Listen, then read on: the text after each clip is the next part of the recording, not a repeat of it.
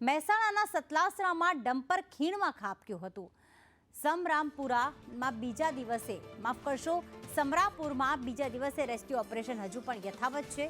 Rescue operation માટે એનડીઆરએફની મદદ લેવામાં આવી છે। ગઈકાલે ખીણમાં ડ્રાઈવર સાથે ડમ્પર ખાબક્યું। 70 ફૂટથી વધુ ઊંડી ખીણમાં આ ડમ્પર ખાબક્યું હતું।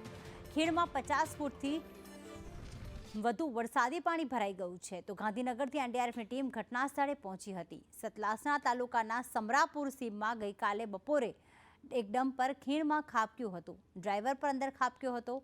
આજે પણ તે રેસ્ક્યુ ઓપરેશન ચાલી રહ્યું છે।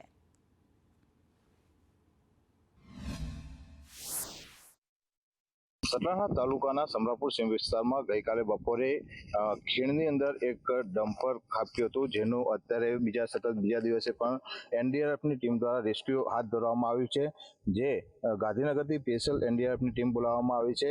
ગઈકાલે પણ પાલનપુર, વિસનગર અને મહેસાણાની ટીમો, ફાયરની ટીમો દ્વારા રેસ્ક્યુ હાથ ધરવામાં આવ્યું હતું। ગત મોડી રાત્રે અંધારું થતાં આ ઓપરેશન અટકાવવામાં આવ્યું હતું અને આજે વહેલી સવારથી ફરી આ ઓપરેશન હાથ ધરવામાં આવ્યું છે અને આ ઓપરેશન હજુ પણ 1 કલાક જેટલું ચાલશે તેવું જોવા મળી રહ્યું છે। ત્યારે આ ડમ્પર અને જે અંદર ડ્રાઈવર બંને પણ ખીણની અંદર ખાબક્યા, જે અંદાજે 70 થી 80 ફૂટ જેટલું ઊંડું છે અને અંદર વરસાદી પાણી ભરાયેલું હોવાથી હજી સુધી કોઈ દ્રશ્યો જોવા મળતા નથી અને એનડીઆરએફની ટીમ દ્વારા હવે ઓપરેશન હાથ ધરવામાં આવ્યું છે, જે 1 કલાક જેટલું ચાલે તેવી શક્યતા જોવા મળી રહી છે।